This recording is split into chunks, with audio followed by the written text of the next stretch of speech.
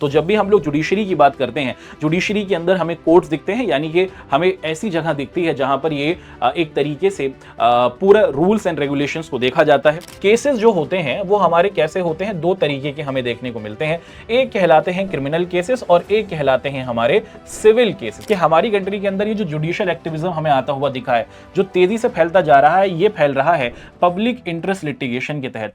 Hello hello hello hello hello, नमस्कार, आदाब दोस्तों, कैसे हैं आप सभी लोग। आपका बहुत बहुत स्वागत है हमारे आज के इस प्यारे से सेशन में। क्लास 11th के अपने प्यारे बच्चों के साथ बात करते हुए हम लोग आप सभी के सामने हमारा ये जो प्यारा सा विजय बैच चल रहा है, इसके अंदर एक बहुत ही जबरदस्त मच अवेटेड और मच डिमांडेड जो आपकी आप देखते हैं पॉलिटिकल साइंस के अंदर जिस चैप्टर की डिमांड थी, उसी को हम लोग आप सभी के सामने पेश कर रहे हैं। अब तक हम लोग आप सभी के साथ हमारे जो अलग अलग चैप्टर्स हैं पॉलिटिकल साइंस के कॉन्टेक्स्ट में क्लास 11th के अंदर उनको पढ़ चुके हैं। आज एक नए चैप्टर को आप सभी के सामने पेश किया जाएगा और इस चैप्टर की पूरी कहानी को हम लोग एक ही क्लास के अंदर, यानी कि this is going to be one short class, और इसके अंदर हम लोग इस पूरे चैप्टर की पूरी कहानी आप सभी के सामने रखने वाले हैं। चलिए स्टार्ट करते हैं दोस्तों। और यहां पर जैसे कि आप सभी लोग मेरे पीछे देख ही पा रहे हैं, जिस चैप्टर का लेकर हम लोग क्या करेंगे दोस्तों, आप सभी को आए हैं और जिसका डिस्कशन हमारी क्लास के अंदर आप लोग होते हुए देखेंगे, उसे जुडिशरी के नाम से जाना जाता है, हिंदी में बोले तो न्यायपालिका। अब हम लोग इस चैप्टर के अंदर, इस चैप्टर की जो पूरी की पूरी कहानी है उसको एक एक कर समझेंगे और इस चैप्टर के सारे पॉइंट्स को अच्छे तरीके से आपके सामने रखेंगे। चलिए स्टार्ट करते हैं, है ना। और सबसे पहले क्या करते हैं दोस्तों, सबसे पहले हम लोग यही डिस्कस कर लेते हैं कि इस पूरे चैप्टर के अंदर आखिर हम लोग किन किन चीजों को समझेंगे या फिर वो क्या क्या टॉपिक्स होंगे जिनको हम लोग कवर करने वाले हैं। पढ़ेंगे तो पूरा ही चैप्टर, लेकिन चैप्टर में आखिर है क्या, चलिए इसे समझते हैं। सबसे पहले हम लोगों को यही समझना होगा कि भैया ये जुडिशरी होती क्या है, इसको समझेंगे। इसके बाद why do we need an independent judiciary, कि क्यों इंडिया के अंदर हमें एक स्वतंत्र या फिर एक इंडिपेंडेंट जुडिशियल सिस्टम की जरूरत है।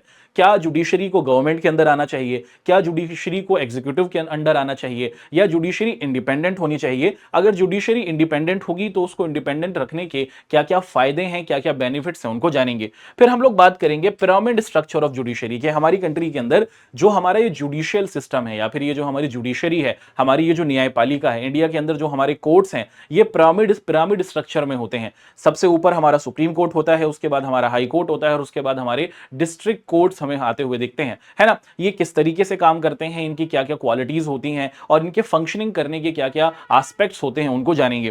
फिर हम लोग बात करेंगे जुडिक्शन ऑफ सुप्रीम कोर्ट, के इंडिया का जो सबसे टॉप मोस्ट या फिर आप कह सकते हैं कि सबसे हाई लेवल का, सबसे ऊंचे लेवल का हमारा कोर्ट माना जाता है, उसे हम लोग सुप्रीम कोर्ट कहते हैं। सुप्रीम कोर्ट के काम करने की हद क्या है, सुप्रीम कोर्ट कहां कहां किन किन मैटर्स में डील करता है, सुप्रीम कोर्ट किन किन चीजों पर फैसले देता है, किन किन चीजों पर फैसले नहीं दे सकता है, इस पर डिस्कशन करेंगे। उसी के साथ साथ दोस्तों हम लोग बात करेंगे जुडिशियल एक्टिविज्म के बारे में, ये क्या है और उसको अच्छे तरीके से समझेंगे। फिर हम लोग बात करेंगे आप सभी के साथ negative aspects of active judiciary की, जो हमारी जुडिशरी है इसका नेगेटिव एस्पेक्ट हमें किस तरीके से देखने को मिलेगा। फिर हम लोग जुडिशरी की जो गहराई है या फिर जुडिशरी किस तरीके से काम करती है इंडिया के कॉन्टेक्स्ट में, और जुडिशरी की क्या क्या पावर है, हमारे जितने भी ये कोर्ट्स हैं ये कितने पावरफुल हैं, क्या ये गवर्नमेंट के इक्वल पावरफुल हैं या फिर ये एग्जीक्यूटिव के बराबर पावरफुल हैं, या जुडिशरी की पावर इन दोनों हमारे ये जो डेमोक्रेसी के एस्पेक्ट्स होते हैं इनसे कम है, इसको समझेंगे।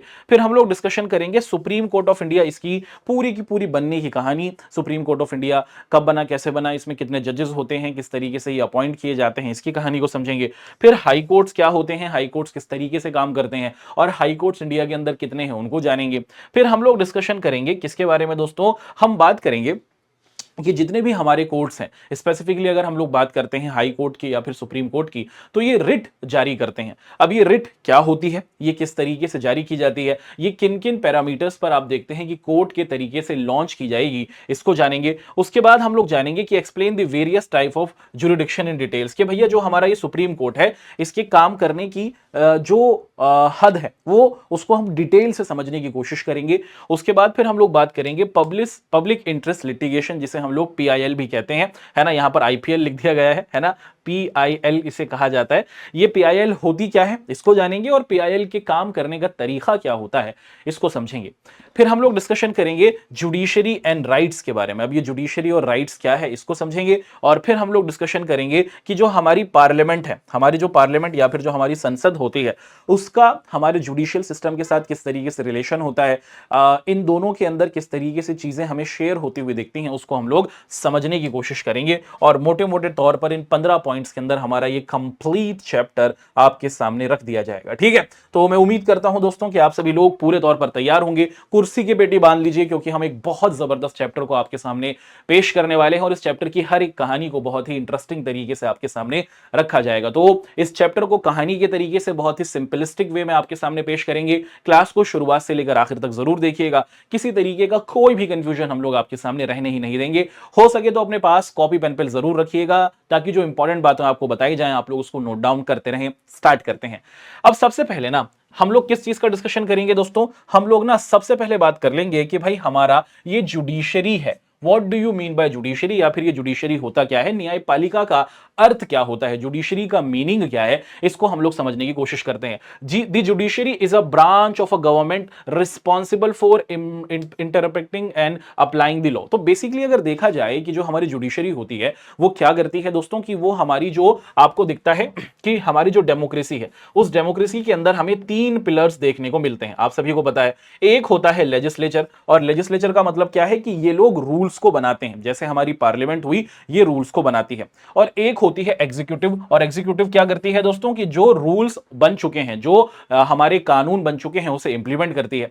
और तीसरा हमारा जो होता है उसे हम लोग जुडिशरी कहते हैं या फिर न्यायपालिका के नाम से इसे जानते हैं। जुडिशरी का काम होता है कि अगर जो लॉज बनाए गए हैं इनको सही तरीके से आप देखते हैं कि लोग फॉलो करें। अगर लोग फॉलो नहीं करते, जो जुडिशरी क्या करती है दोस्तों, आप देखते हैं कि उनको पनिश करती है। और अगर किसी के साथ इनजस्टिस हुआ है, अगर किसी के साथ अन्याय हुआ है, तो हम देखते हैं कि जो हमारी जुडिशरी है वो उनको न्याय दिलाती है ना।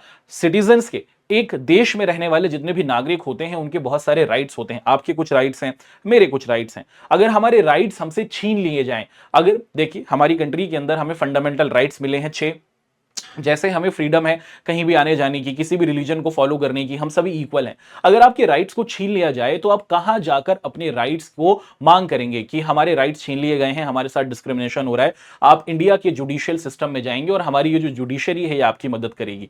तो एक तरीके से बताया गया है कि जुडिशरी क्या है दोस्तों, कि जुडिशरी हमारी गवर्नमेंट की या फिर डेमोक्रेसी की एक ब्रांच है, एक हिस्सा है, जो बेसिकली क्या करती है कि जो लॉज बने हैं उनको सही तरीके से फॉलो किया जाए और लोग क्या करें, उनके साथ किसी तरीके का कोई इनजस्टिस ना हो, उनके राइट्स उनको सही तरीके से मिलते रहें, और जो लोग इनजस्टिस करते हैं उनको पनिश करने की भी जिम्मेदारी हमारे जुडिशियल सिस्टम की या फिर जुडिशरी की हमें देखने को मिलती है।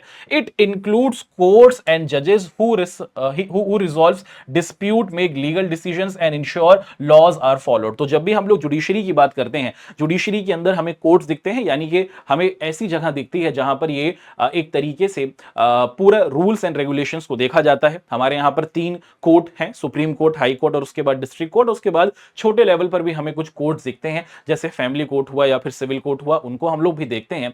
अब यहां पर हमारी ये जो जुडिशरी है इसके अंदर बेसिकली क्या किया जाता है, जजेस होते हैं, ये सब के सब मिलकर क्या करते हैं, लॉस को सही तरीके से फॉलो कराने की कोशिश करते हैं और डिसीजंस लेते हैं। कि अगर लोगों में किसी बात को लेकर कोई डिस्प्यूट है, मान लीजिए कि 2 लोग हैं, यहां पर हमें 2 पार्टीज दिख रही हैं और आप देखते हैं दोस्तों कि जमीन को लेकर, है ना, जो जमीन का टुकड़ा है, लैंड है, उसको लेकर झगड़ रही हैं, तो ये कहां जाकर क्या करेंगे, अपना फैसला हासिल करने की कोशिश करेंगे, या फिर कहां पर इनकी जो डिस्प्यूट है, इनके बीच में जो झगड़ा है उसे सॉल्व कराया जाएगा। हमारी जुडिशरी ही क्या करेगी, इस मैटर को सॉल्व करती है। आगे बढ़ते हैं। अब सवाल यहां पर आता है कि जब भी हम लोग बात करते हैं इंडिया की जुडिशरी के बारे में, तो इंडियन जुडिशरी ना हमें पूरे तौर पर इंडिपेंडेंट दिखती है। हमारा ये जो जुडिशियल सिस्टम है, हमारी ये जो न्यायपालिका है, ना तो ये गवर्नमेंट के अंडर आती है और ना ही आप देखते हैं कि ये एग्जीक्यूटिव के अंदर आती है। हमारी जुडिशरी, हमारी न्यायपालिका पूरे तौर पर आजाद है, पूरे तौर पर स्वतंत्र है। और हमें क्यों जरूरत है एक इंडिपेंडेंट जुडिशरी की, ये सवाल हमारे सामने यहां पर रखा जा रहा है। सबसे पहले देखिए, upholding the rules of law, ensure that the laws are applied consistently and freely, protecting citizens right. Basically अगर क्या है दोस्तों, अगर हम लोग ये देखें कि अगर हमारे पास क्या है कि हमारी गवर्नमेंट है, उसी के साथ साथ आप देखते हैं कि हमारी एग्जीक्यूटिव है, अगर ये कर दिया जाता कि जुडिशरी क्या है दोस्तों, गवर्नमेंट के जरिए चलेगी या फिर एग्जीक्यूटिव के जरिए चलेगी, तो हमारे जो जजेस हैं या फिर जो हमारे कोर्ट्स हैं वो सही फैसला नहीं लेंगे। हमारे आप देखते हैं कि जो जजेस होंगे या फिर जो हमारे जजेस फैसला लेंगे तो वो उसके अंदर पॉलिटिशियन से इन्फ्लुएंस हो सकते हैं। अगर कोई जज या फिर हमारा जुडिशियल सिस्टम गवर्नमेंट के अंडर होता तो गवर्नमेंट अपने हिसाब से फैसले दिलवा सकती थी। गवर्नमेंट के फेवर वाले जो लोग होंगे गवर्नमेंट उनको बचा सकती थी, और जो गवर्नमेंट के फेवर में नहीं होंगे गवर्नमेंट उन्हें फंसवा सकती थी, और जुडिशरी को वो मानना पड़ता क्योंकि जुडिशरी फिर गवर्नमेंट के या फिर एग्जीक्यूटिव के अंदर हमें आती हुई दिखी। इसीलिए हमें जरूरत थी किस चीज की, हमें जरूरत थी इंडिपेंडेंट जुडिशरी की, क्योंकि इंडिपेंडेंट जुडिशरी बेसिकली क्या करती है दोस्तों, सही न्याय करती है, एक तरीके से सही जस्टिस करती है। अगर आपके ऊपर किसी तरीके को कोई प्रेशर नहीं होगा तो आप सही फैसले ले सकते हैं। आप गवर्नमेंट का प्रेशर आपके ऊपर नहीं है, एग्जीक्यूटिव का प्रेशर आपके ऊपर नहीं है, आप इंडिपेंडेंट हैं, तो आप बिना किसी डर के बिल्कुल सही आप देखते हैं जस्टिस कर सकते हैं। और इसीलिए हमें किस चीज की जरूरत थी दोस्तों, हमें एक इंडिपेंडेंट जुडिशरी की जरूरत थी। उसी के साथ साथ चेक्स एंड बैलेंस। देखा जाता है दोस्तों कि बहुत बार ना हमारी गवर्नमेंट क्या करती है कि कुछ ऐसे काम कर सकती है जो नॉन कॉन्स्टिट्यूशनल है या फिर असंवैधानिक है। अब कोई ना कोई तो होना चाहिए ना जो गवर्नमेंट के काम को चेक करता रहे, जो ये गवर्नमेंट को देखे कि गवर्नमेंट ने अगर कोई लॉ बनाया है, गवर्नमेंट ने अगर कोई कानून बनाया है, ये संविधान के या फिर कॉन्स्टिट्यूशन के अगेंस्ट तो नहीं जा रहा। और अगर जुडिशरी इंडिपेंडेंट होगी तो वो ये काम बिल्कुल सही कर पाएगी, तो वो गवर्नमेंट की गलतियों को बता सकती है कि आपने ये जो कानून बनाया है, आपने ये जो लॉ बनाया है, ये बिल्कुल गलत है। और इसीलिए हमें क्या जरूरत है दोस्तों, इसीलिए कि एक तरीके से गवर्नमेंट की गलतियों को बताने के लिए कि गवर्नमेंट का जो पावर का बैलेंस है ना वो बना रहे। ऐसा ना हो कि गवर्नमेंट अपनी मनमर्जी से काम करे, नॉन कॉन्स्टिट्यूशनल तरीके से लॉज बनाने शुरू कर दे। तो हमें जरूरत है किस चीज की दोस्तों, एक इंडिपेंडेंट जुडिशरी की। इसके साथ साथ हम लोग देखते हैं कि जजेस can make decisions based on laws and facts free from the political and existential pressure. जैसे हमने आपको बताया कि अगर हमारी जुडिशरी इंडिपेंडेंट नहीं होगी तो जजेस के ऊपर पूरे तौर पर प्रेशर बना रहेगा कि भाई फला नेताजी का फोन आया है और आपको उनको क्या करना पड़ेगा, छोड़ना पड़ेगा, है ना। इस तरीके की बातें तो अब भी हमें देखने को मिलती हैं। इंडिपेंडेंट इंडिया के अंदर भी हम देखते हैं कि अभी भी हमारे जुडिशियल सिस्टम एक तरीके से इंडिपेंडेंट है, लेकिन फिर भी आप देखते हैं कि जजेस के ऊपर प्रेशर बना रहता है। अब अगर ये आप देखते हैं कि अंडर होती गवर्नमेंट के या फिर पॉलिटिशियंस के, तो फिर तो ये अपनी मर्जी से काम करते, है ना। तो जजेस क्या नहीं कर पाते दोस्तों कि सही और फेयर एंड फ्री जो डिसीजन था उसे नहीं ले पाएंगे अगर हमारी इंडिपेंडेंस, अगर हमारी जुडिशरी इंडिपेंडेंट नहीं होगी। उसी के साथ साथ प्रोटेक्शन ऑफ राइट के safeguards individual rights and freedoms against unlawful actions, कि भाई अगर गवर्नमेंट के जरिए ही कोई ऐसा कानून बना दिया गया या फिर आप देखते हैं कि किसी के साथ कोई इनजस्टिस हो रहा है, तो अगर जुडिशरी इंडिपेंडेंट होगी तो वो बिल्कुल सही तरीके से लोगों के राइट्स को सेव कर सकती है, लोगों के राइट्स को सिक्योर रख सकती है। अगर जुडिशरी के ऊपर किसी भी बाहरी आप देखते हैं फोर्स का प्रेशर होगा तो जुडिशरी सही फैसला नहीं दे पाएगी और जो जस्टिस है वो नहीं हो पाएगा। इनजस्टिस हमें सोसाइटी के अंदर होता हुआ देखने को मिलेगा। उसी के साथ साथ public confidence maintains trust in the legal system ensuring that the justice is served without biases. अब देखिए हमारे इंडिया के अंदर अगर कोई डिस्प्यूट हो जाता है ना, अगर किसी तरीके का कोई झगड़ा हो जाता है तो लोगों को यह विश्वास है कि भाई चलो हम कोर्ट में चलेंगे और हमारा जो मसला है, हमारा जो कॉन्फ्लिक्ट है या फिर हमारा जो एक तरीके से आप देखते हैं कि डिस्प्यूट है वो सॉल्व हो सकता है। हाँ, इंडियन जुडिशरी सिस्टम के अंदर या फिर इंडियन जो हमारे जुडिशियल सिस्टम है इसमें हमें थोड़ा टाइम लगते हुए दिखता है कि फैसले आते हैं, लेकिन फिर भी लोगों को यकीन है कि हमारा जो फैसला आएगा ना वो फैक्ट्स की बुनियाद पर आएगा। अगर मैं सही हूं तो मुझे न्याय मिलेगा, मुझे जस्टिस मिलेगा, क्योंकि हमें यह पता है कि हमारा जुडिशियल सिस्टम पूरे तौर पर इंडिपेंडेंट है। अगर जुडिशियल सिस्टम के ऊपर या फिर हमारी जुडिशरी के ऊपर कोई प्रेशर होता तो क्या लोगों को अपने कोर्ट्स के ऊपर विश्वास होता? नहीं। तो पब्लिक का इंटरेस्ट, पब्लिक का यकीन, पब्लिक का ट्रस्ट आप देखते हैं कि हमारी जुडिशरी के अंदर है। और आप देखते हैं दोस्तों कि जुडिशरी चाहे टाइम लेकर ही सही, बिना किसी बायसेस के क्या करती है, जो जस्टिस होता है उसे सर्व करती है। अब बढ़ते हैं आगे, एक नया टॉपिक अपन लोगों के सामने आएगा, कुछ और पॉइंट्स भी हैं कि why do we need an independent judiciary, the जजेस हैव अ फिक्स्ड टेन्योर, है ना। ये तो कुछ गलत बात हुई, चलो आगे बढ़ते हैं।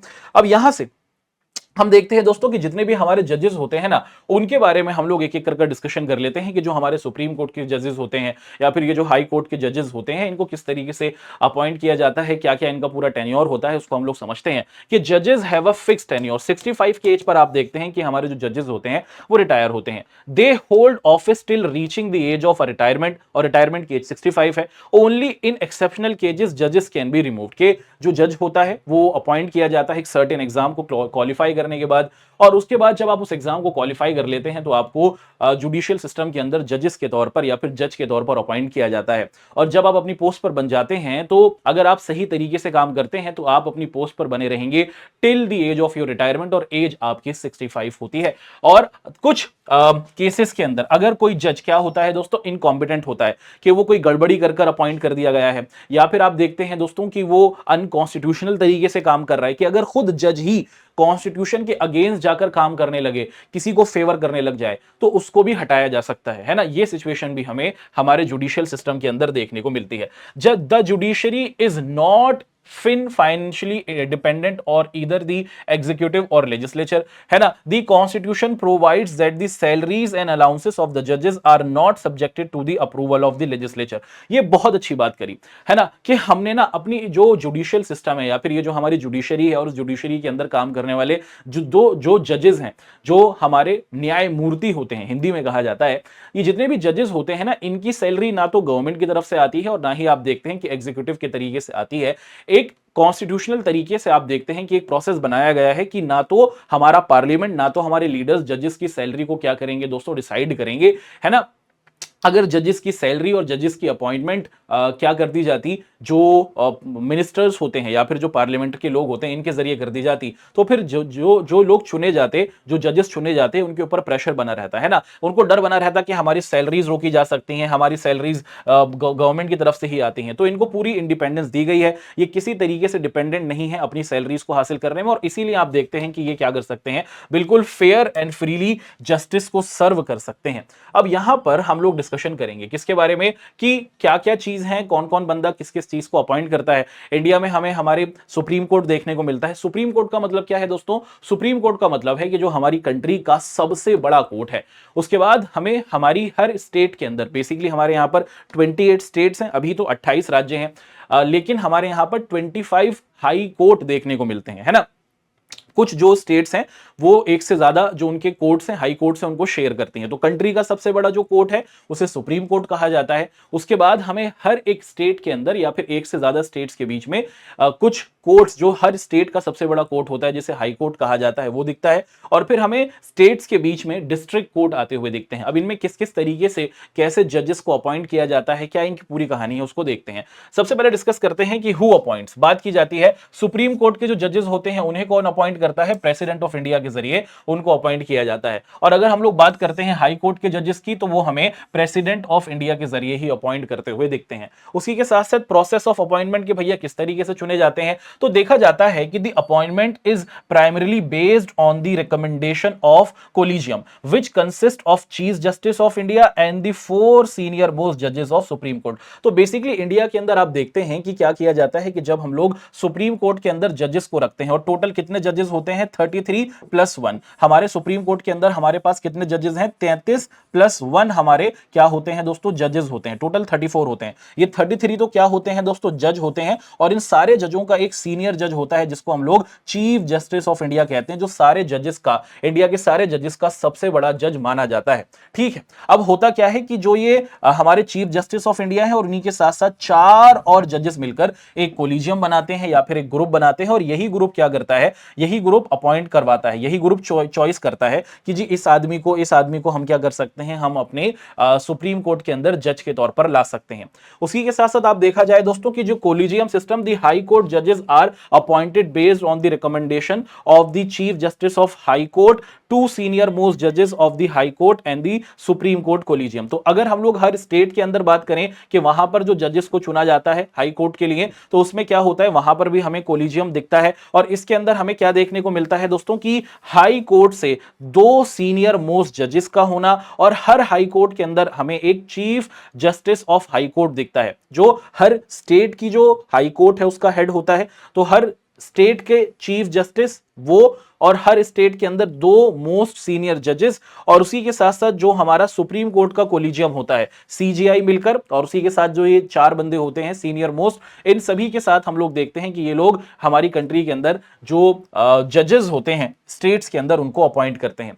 इसी के साथ साथ अगर देखा जाए प्रोसेस ऑफ अपॉइंटमेंट किस तरीके से होता है कि द प्रेसिडेंट अपॉइंट्स द जजेस आफ्टर द कंसल्टिंग दी, है ना। हम देखते हैं दोस्तों कि ये जो हमारा कोलिजियम होता है ना, ये जो हमारे सीजीआई होते हैं चीफ जस्टिस ऑफ इंडिया, और इनके साथ जो 4 मोस्ट हमारे सीनियर जजेस होते हैं, ये क्या करते हैं, ये ना लोगों की लिस्ट प्रेसिडेंट साहब को भेज देते हैं, और प्रेसिडेंट साहब क्या करते हैं दोस्तों कि फिर उसी लिस्ट के अकॉर्डिंग क्या करते हैं, लोगों को अपॉइंट करते हैं, जो रिकमेंडेशन सीजीआई की तरफ से आई होती है उसके हिसाब से चीजें की जाती हैं। और उसी के साथ साथ अगर हम लोग देखें कि जो हमारा हाई कोर्ट है वहां पर कैसे होता है कि जो प्रेसिडेंट होते हैं वही क्या करते हैं कि वो डिस्कस करते हैं कि सुप्रीम कोर्ट की तरफ से क्या नाम आए हैं और हाई कोर्ट की तरफ से क्या नाम आए हैं, दोनों कोलिजियम की तरफ से। उसके बाद हम लोग देखते हैं कि प्रेसिडेंट हाई कोर्ट के जो जजेस होते हैं उनको अपॉइंट करते हैं।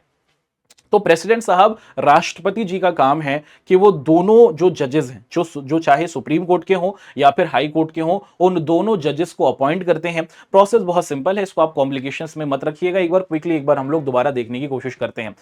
अपॉइंट कौन करता है दोनों जगह पर जजेस को, चाहे हम सुप्रीम कोर्ट की बात करें या फिर अगर हम लोग बात करते हैं हाई कोर्ट की, प्रेसिडेंट ऑफ इंडिया करता है।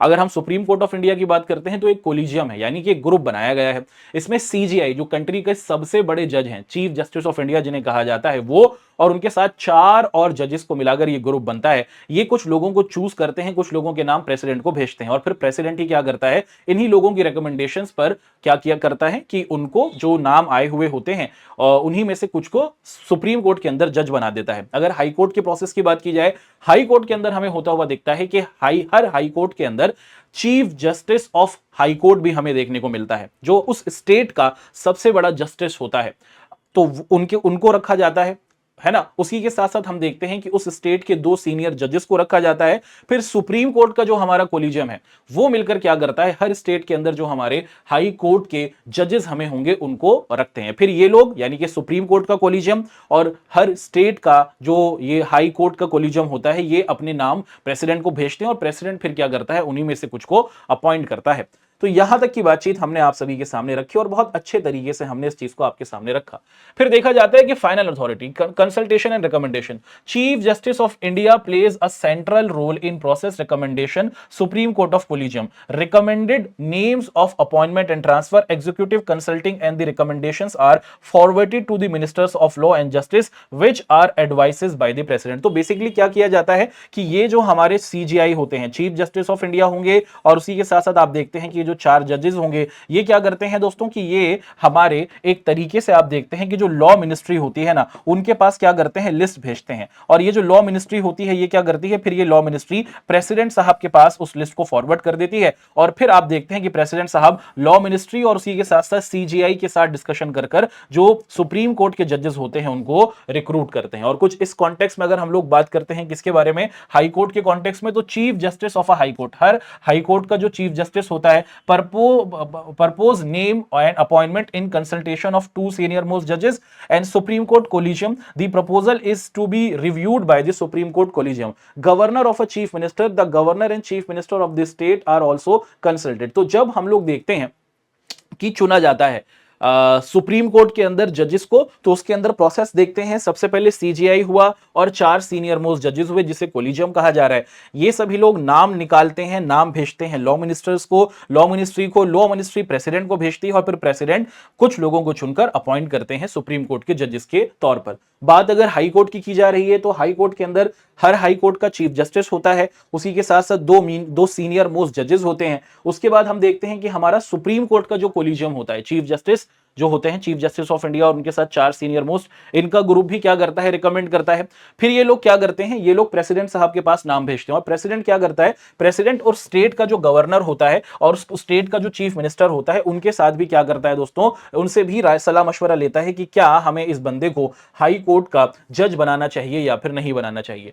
सुप्रीम कोर्ट जजेस hold the office until the age of 65, 65 की एज तक ये अपनी पोजीशन पर बने रहते हैं। They can resign resign by writing to the president, और अगर वो उससे पहले रिजाइन करना चाहे हेल्थ इश्यूज की वजह से या फिर किसी और वजह से, तो वो रिजाइन कर सकते हैं, but they need to write their resignation letter towards the president of India. राष्ट्रपति को अपना त्याग पत्र देंगे। They can be removed by the president on the grounds of proven misbehave और incapability through a process called impeachment. तो देखो, अगर कोई इंसान हमारे सुप्रीम कोर्ट के अंदर आप देखते हैं कि जज के तौर पर चुन लिया गया है, अब उसके बाद ना हम देखते हैं कि ये इंसान मिसबिहेव कर रहा है। मिसबिहेव का मतलब है कि जो सुप्रीम कोर्ट का जज नियुक्त किया गया है, सुप्रीम कोर्ट का जज अपॉइंट किया गया है, ये अनकॉन्स्टिट्यूशनल तरीके से फैसले दे रहा है, ये संविधान के बाहर जाकर अपनी मनमर्जी से फैसले दे रहा है, तो क्या इस आदमी को हटाया जा सकता है? जी हां, इसे हटाया जा सकता है, और इस प्रोसेस को हम लोग क्या कहते हैं? इंपीचमेंट कहते हैं। और उसी के साथ साथ आप देखते हैं दोस्तों कि अगर कोई इनकेपेबल आदमी, जो ऐसा आदमी हो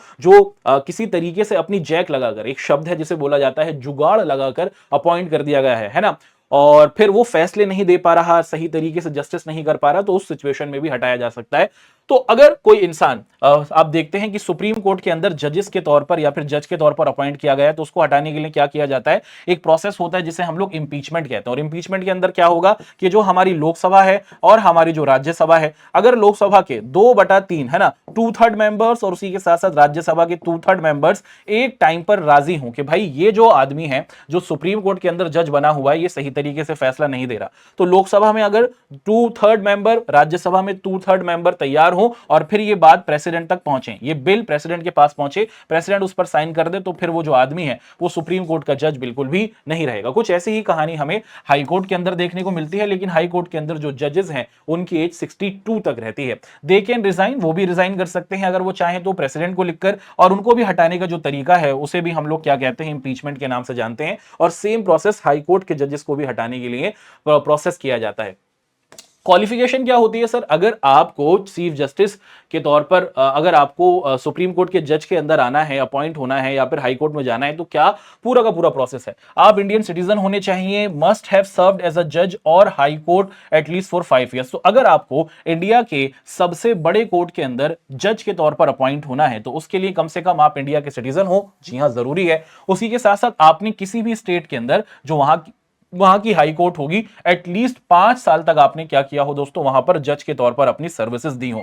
must have been an advocate of high court, कि वो हाई कोर्ट के अंदर कम से कम आप देखते हैं कि 10 साल उन्होंने अपने एडवोकेट के तौर पर काम किया हो। Must be in the opinion of president, and आप देखते हैं दोस्तों कि वो काम करने को तैयार हो, प्रेसिडेंट के साथ एक तरीके से आप देखते हैं कि चीजों को फॉलो करते हुए आगे बढ़े। और उसी के साथ हाई कोर्ट के कॉन्टेक्स्ट में हमें देखने को मिलता है कि इंडियन सिटीजन हो, कम से कम आप देखते हैं कि हाई कोर्ट के अंदर 10 साल की उसने एडवोकेट के तौर पर काम किया हो, और उसी के साथ साथ आप देखते हैं कि वो जुडिशियल प्रोसेस के अंदर कम से कम 10 साल की सर्विसेज अपनी दे रहा हो, है ना। तो इन सभी क्वालिटीज को अगर कोई बंदा कंप्लीट करता है तो उसे हाई कोर्ट का जज हम लोग रिक्रूट करते हैं। अब हमारी कंट्री के अंदर जो पूरा का पूरा जुडिशियल सिस्टम है या फिर जो हमारी जुडिशरी है ना, वो कुछ इस पैरामीटर के साथ हमें देखने को मिलती है, जिसे हम लोग पिरामिड स्ट्रक्चर ऑफ जुडिशरी कहते हैं। इसमें सबसे ऊपर हमें देखने को मिलता है सुप्रीम कोर्ट, उससे नीचे हमें देखने को मिलता है हाई कोर्ट, उससे नीचे हमें देखने को मिलता है डिस्ट्रिक्ट कोर्ट, और सबसे नीचे हमें देखने को मिलते हैं हमारे सबऑर्डिनेट कोर्ट्स, है ना। तो डिस्ट्रिक्ट कोर्ट के अंदर आप देखते हैं दोस्तों कि डिस्ट्रिक्ट लेवल के जो किसी, देखो, सबसे कंट्री का सबसे बड़ा कोर्ट सुप्रीम कोर्ट, उसके बाद हाई कोर्ट, फिर डिस्ट्रिक्ट कोर्ट और फिर सबऑर्डिनेट कोर्ट। तो अगर बात की जाती है सबऑर्डिनेट कोर्ट्स की, तो इसके अंदर क्या चीजें होती हैं? इसके अंदर हम देखते हैं कि जो बेसिक इश्यूज होते हैं, जैसे फैमिली से रिलेटेड इशू हुए, आप देखते हैं डाइवोर्स से रिलेटेड इशू हुए, प्रॉपर्टी से रिलेटेड इशू हुए, वो सारे के सारे आप देखते हैं कि सबऑर्डिनेट कोर्ट के अंदर के अंदर डिस्कस किए जाते हैं। फिर हमें देखता है डिस्ट्रिक्ट कोर्ट। डिस्ट्रिक्ट कोर्ट के अंदर आप देखते हैं कि जो हमारे क्रिमिनल केसेस होते हैं उनको एड्रेस किया जाता है। देखो, केसेस जो होते हैं वो हमारे कैसे होते हैं? 2 तरीके के हमें देखने को मिलते हैं। एक कहलाते हैं क्रिमिनल केसेस और एक कहलाते हैं हमारे सिविल केसेस। अब ये सिविल और क्रिमिनल केसेस के बीच में क्या डिफरेंस है, इसको हम लोग यहां पर डिस्कस कर लेते हैं। अगर हम लोग बात करते हैं क्रिमिनल केसेस की, क्रिमिनल केसेस का मतलब हुआ कि कोई ऐसा केस जिसके अंदर आपको सजा हो सकती है। जैसे अगर आपने किसी की किडनैपिंग करी हो, आपने किसी का मर्डर किया हो, आपने किसी से एक्सटॉर्शन यानी कि उनसे पैसा मांगा हो, डराया धमकाया हो, इन केसेस के अंदर आपको क्या दिखता है? आपको क्रिमिनल के तौर पर प्रोजेक्ट किया जाता है और आपको सजा मिलेगी। वहीं होते हैं सिविल सिविल केसेस का मतलब क्या होता है, जो फैमिली रिलेटेड आपके इश्यूज हुए, है ना, जैसे डाइवोर्स का मसला हुआ या फिर किसी को गोद लेने की बात हुई, तो इन सभी चीजों को हम लोग कहां रखते हैं, सिविल कोर्ट या फिर सिविल केसेस के नाम से जानते हैं। अब होता क्या है, ध्यान दीजिएगा कि जो भी हमारे सिविल केसेस होते हैं, फैमिली रिलेटेड इशू हुए, गोद वोद लेने की बात हुई या फिर कोई और जिसके अंदर क्रिमिनल ऑफेंस नहीं आता, वो सारी की सारी चीजें हमारे सबऑर्डिनेट कोर्ट्स के अंदर डिस्कस की जाती हैं। इसको हम लोग फैमिली कोर्ट भी कहते हैं, है ना, इस नाम से इनको जाना जाता है। फिर डिस्ट्रिक्ट कोर्ट की बात की जाए, डिस्ट्रिक्ट कोर्ट के अंदर ज्यादातर हम देखते हैं कि जो हमारे क्रिमिनल केसेस होते हैं उनको डिस्कस किया जाता है। और अगर डिस्ट्रिक्ट कोर्ट ने कोई वर्डिक्ट दिया है, अगर डिस्ट्रिक्ट कोर्ट ने कोई वर्डिक्ट दिया है, कोई कोई फैसला दिया है, आप देखते हैं कि वो फैसला पसंद नहीं है, तो आप उसको चैलेंज कर सकते हैं अपनी स्टेट की हाई कोर्ट में। और हाई कोर्ट ने भी अगर कोई फैसला दिया है और आपको वो फैसला पसंद नहीं है, तो आप उसको चैलेंज कर सकते हैं सुप्रीम कोर्ट के अंदर। अब सुप्रीम कोर्ट अगर कोई फैसला दे देती है, अब आप चाहे उसको पसंद करें या ना करें, चाहे वो फैसला आपके फेवर में आया हो या ना आया हो, आपको वो फॉलो करना होता है, क्योंकि सुप्रीम कोर्ट इज दी सबसे ऊपर वाला हमारा क्या है दोस्तों, कोर्ट के उसने जो फैसला दे दिया वो आप सभी को फॉलो करना होता है। अब बढ़ते हैं आगे। यहां पर हम लोग क्या करेंगे दोस्तों, एक एक कर कर जो हमारा ये सुप्रीम कोर्ट है ना, इसकी क्या जुरिडिक्शन है या फिर वो क्या अपने काम को कहां तक कर सकता है, उसकी क्या हद है, वो किन किन मीटर किन किन एस्पेक्ट्स के अंदर अपने आप को इंडल्ज कर सकता है, इसको हम लोग यहां पर चीजों को डिस्कस करते हैं। सबसे पहले हम लोग देखते हैं ओरिजिनल ज्यूरिडिक्शन। इसका मतलब क्या है कि जो सुप्रीम कोर्ट है can hear certain cases directly without them going through lower courts first. देखो इंडिया के अंदर कोई भी जो मसला होता है, अगर इंडिया के अंदर किसी तरीके का कोई इशू है, मान लीजिए कि मेरा या फिर कोई क्रिमिनल केस है कि किसी को किडनैप किया गया है, तो किडनैपिंग के लिए आप सीधा क्या सुप्रीम कोर्ट जा सकते हैं? नहीं, आपके पास एक प्रोसेस है कि सबसे पहले आपको डिस्ट्रिक्ट कोर्ट में जाना होगा। डिस्ट्रिक्ट कोर्ट जो फैसला देगा, अगर आपको पसंद नहीं है, अगर आप उसको एक तरीके से जस्टिस नहीं मानते, तो फिर आप हाई कोर्ट जाएंगे और उसके बाद फिर आप सुप्रीम कोर्ट जाएंगे। आप डायरेक्टली सुप्रीम कोर्ट में जा नहीं सकते, है ना, ऐसे ऐसे नहीं होता। सबसे पहले डिस्ट्रिक्ट कोर्ट में जाओ, फिर हाई कोर्ट में जाओ और फिर सुप्रीम कोर्ट में आपको जाने का मौका मिलता है। अच्छा, कुछ केसेस होते हैं जहां पर क्या किया जाता है कि जहां पर ना हमारा जो सुप्रीम कोर्ट है, आप देखते हैं दोस्तों कि हमारा जो सुप्रीम कोर्ट है वो डायरेक्टली ही क्या करता है, केसेस को ले सकता है ना, जहां पर लोअर कोर्ट्स में जाने की जरूरत नहीं है, ना तो हाई कोर्ट में जाओ ना तो डिस्ट्रिक्ट कोर्ट में जाओ, सीधे ही तुम लोग सुप्रीम कोर्ट के पास जा सकते हो। और वो कौन से केसेस होते हैं, that include dispute between states और बिटवीन, के भाई अगर देखा जाए कि अगर दो स्टेट्स के बीच में, जैसे मान लो कि महाराष्ट्र है, उसी के साथ साथ हमें दिखता है कि कर्नाटक है, अगर दो स्टेट्स के बीच में झगड़ा हो रहा है तो डायरेक्टली दो स्टेट्स क्या कर सकती हैं, मान लीजिए पानी को लेकर झगड़ा हो रहा है, या फिर आप देखते हैं कि जो बाउंड्री है स्टेट की उसको लेके किसी बात को लेकर झगड़ा हो रहा है, दो स्टेट्स के बीच में अगर झगड़ा है तो वो डायरेक्टली क्या कर सकते हैं, सुप्रीम कोर्ट उस मैटर को अपने अंडर रख सकता है कि आप हमारे यहां आइए, मसला सॉल्व कराइए, है ना। उसी के साथ साथ आप देखते हैं कि जो हमारी सेंट्रल गवर्नमेंट है और उसी के साथ साथ कोई स्टेट गवर्नमेंट है, मान लीजिए कि हमारी जो हाँ केरला गवर्नमेंट है और उसी के साथ साथ जो हमारी सेंट्रल गवर्नमेंट है, अगर किसी स्टेट की गवर्नमेंट के साथ उसी के साथ साथ जो हमारी सेंटर की गवर्नमेंट है, इन दोनों के बीच में भी कोई मसला हो जाता है, किसी बात को लेकर कोई डिस्प्यूट हो जाता है, अगर प्राइम मिनिस्टर और किसी स्टेट के चीफ मिनिस्टर के बीच में पॉलिसीज को एग्जीक्यूशन को लेकर कोई कॉन्फ्लिक्ट हो जाता है, तो इस केस में भी सुप्रीम कोर्ट सीधा क्या करता है, इन दोनों के इस केस को सॉल्व कराने की अपने यहां पर बुलाता है कि हम सॉल्व करा देंगे। और उसी के साथ साथ अगर किसी इंसान के फंडामेंटल राइट्स छीन लिए गए हैं, अगर आपको हमारी कंट्री, हमारा कॉन्स्टिट्यूशन आजादी देता है कि आप बिल्कुल फ्रीली अपने रिलीजन को फॉलो कर सकते हैं, लेकिन अगर आपको कोई फोर्सफुली आपके रिलीजन को चेंज करने के लिए कहता है, अगर आपको कोई फोर्सफुली किसी दूसरे रिलीजन में कन्वर्ट करने की बात करता है, तो ये तो आपका फंडामेंटल राइट छीन लिया गया है, आपका मौलिक अधिकार। आप कहां जाएंगे, किससे न्याय मांगेंगे? आप देश के सबसे बड़े कोर्ट में, सुप्रीम कोर्ट में पहुंच सकते हैं। और ना तो आपको डिस्ट्रिक्ट कोर्ट में जाना है, ना तो हाई कोर्ट में जाना है, आप वहां जाकर क्या कर सकते हैं, मदद मांग सकते हैं और सुप्रीम कोर्ट आपकी मदद करेगा। तो जब दो स्टेट्स के बीच में झगड़ा हो रहा होता है, जब सेंट्रल गवर्नमेंट और स्टेट गवर्नमेंट के बीच में झगड़ा हो रहा होता है, और उसी के साथ साथ अगर किसी के फंडामेंटल राइट्स को आप देखते हैं कि छीन लिया जाता है या फिर उनके फंडामेंटल राइट्स उनके पास नहीं होते हैं, तो सुप्रीम कोर्ट उस मैटर के अंदर अपने आप को शामिल करा सकता है ना। उसी के साथ साथ हमें दिखता है एप्लीएट जुरिडिक्शन। इसका मतलब क्या है, the supreme court hears appeals from a lower court and the tribunal. If someone is unhappy with the decision made by the lower court, they can be appealed to the Supreme Court, which can review or overturn or confirm with the lower court। जी हां, हमारा जो supreme court है वो क्या करता है दोस्तों, कि उसको वहां पर आप अपील कर सकते हैं। दैट इज अ प्लेस जहां पर आप अपील कर सकते हैं कि डिस्ट्रिक्ट कोर्ट से कोई फैसला आया, आप हाई कोर्ट में गए, हाई कोर्ट से कोई फैसला आया, आप उससे खुश नहीं थे, तो आप सुप्रीम कोर्ट में जा सकते हैं। और सुप्रीम कोर्ट आप देखते हैं दोस्तों कि जो फैसला देगा उसको माना जाता है। और अगर आप सही थे, आपकी बातें सही थी, आपके साथ इनजस्टिस हाई कोर्ट में नहीं हुआ या डिस्ट्रिक्ट कोर्ट में नहीं हुआ, तो सुप्रीम कोर्ट आपको क्या करता है दोस्तों, आप देखते हैं कि जो पुराने फैसले थे उनको ओवरटर्न कर सकता है और आपको न्याय दिला सकता है। ये जो काबिलियत है वो हमारे सुप्रीम कोर्ट के पास हमें देखने को मिलती है। उसी के साथ साथ एडवाइजरी जुरिडिक्शन, इसका मतलब क्या है कि जो सुप्रीम कोर्ट है ना, वो क्या है दोस्तों कि एक तरीके से एक लीगल एडवाइजर है प्रेसिडेंट का। इंडिया के अंदर प्रेसिडेंट को साइन करने होते हैं। गवर्नमेंट क्या करती है, गवर्नमेंट या फिर जो हमारी पार्लियामेंट है, लोकसभा और राज्यसभा की तरफ से बहुत सारे बिल्स प्रेसिडेंट के पास भेजे जाते हैं। अब प्रेसिडेंट को कॉन्स्टिट्यूशन की जानकारी थोड़ी है, प्रेसिडेंट के पास कॉन्स्टिट्यूशन का इतना ज्ञान होता नहीं है, संविधान के बारे में इतनी जानकारी नहीं होती। तो जो हमारा सुप्रीम कोर्ट है ना, वो एक तरीके से उनके एडवाइजर के तौर पर काम करता है। और अगर प्रेसिडेंट चाहे तो क्या कर सकता है कि अगर उनको किसी कानून को बनाने में कोई डिफिकल्टी हो रही है, किसी लॉ को बनाने में कोई डिफिकल्टी हो रही है प्रेसिडेंट को, तो वो सुप्रीम कोर्ट से क्या कर सकता है, एक तरीके से एडवाइस ले सकता है। ध्यान देने वाली बात है क्या, this is not a binding decision but helps in guiding the president on constitutional matter. भाई ऐसा नहीं है कि जो बात सुप्रीम कोर्ट ने प्रेसिडेंट को बता दी है कि जी इस तरीके से आपको चलना है, कि प्रेसिडेंट को उसी तरीके से फॉलो करना होगा, सिर्फ एडवाइस दे सकता है सुप्रीम कोर्ट। प्रेसिडेंट उस बात को फॉलो करे या ना करे, वो उसके ऊपर बिल्कुल भी किसी तरीके से कोई कंपल्शन नहीं होता है।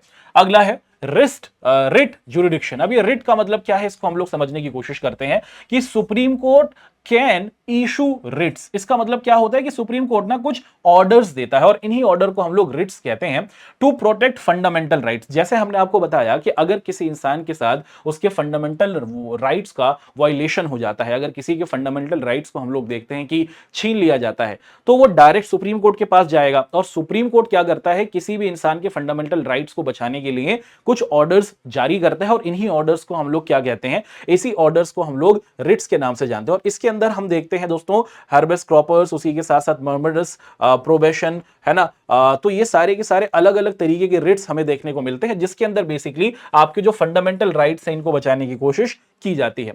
In short, the supreme court has a power to hear important cases directly, review decisions from the lower courts, advise to the president and issue orders to protect your fundamental rights. यहां तक हमने इस बात को अच्छे तरीके से समझा।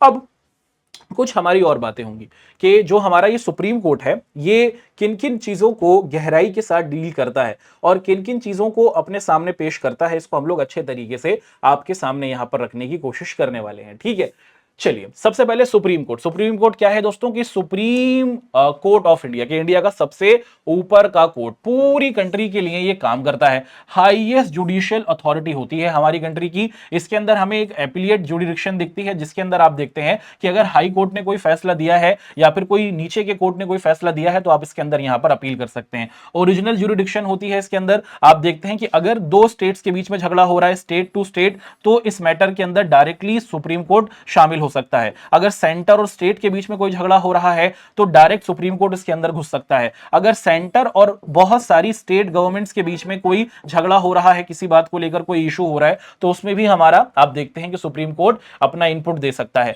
ये प्रेसिडेंट के लिए एक तरीके से एडवाइजरी कमेटी के तौर पर भी काम करते हैं। उसी के साथ साथ आप देखते हैं दोस्तों कि जो हमारा हाई कोर्ट है, हाई कोर्ट क्या होता है, हाई कोर्ट जो है ना, वो एक स्टेट की टेरिटरी के अंदर ही काम करता है। और हाई कोर्ट की अगर बात की जाए दोस्तों कि ये उस स्टेट का सबसे बड़ा कोर्ट होता है। हमारी कंट्री के अंदर 25 हाई कोर्ट्स आपको देखने को मिलते हैं। हाई कोर्ट के अंदर आप देखते हैं दोस्तों कि क्या किया जाता है कि जो हमारे डिस्ट्रिक्ट कोर्ट से फैसले आए हुए होते हैं, है ना, हाई कोर्ट है, हाई कोर्ट से नीचे हमें डिस्ट्रिक्ट कोर्ट देखने को मिलता है, या फिर हमारे सबऑर्डिनेट कोर्ट, जिसे हम लोग फैमिली कोर्ट या फिर सिविल कोर्ट भी कहते हैं, वहां से आप अपील कर सकते हैं। अगर आपको डिस्ट्रिक्ट कोर्ट से जो फैसला आया है वो पसंद नहीं है, तो आप अपील कर सकते हैं हाई कोर्ट के अंदर, और हाई कोर्ट आपको पूरे तौर पर न्याय दिलाने की कोशिश करेगा।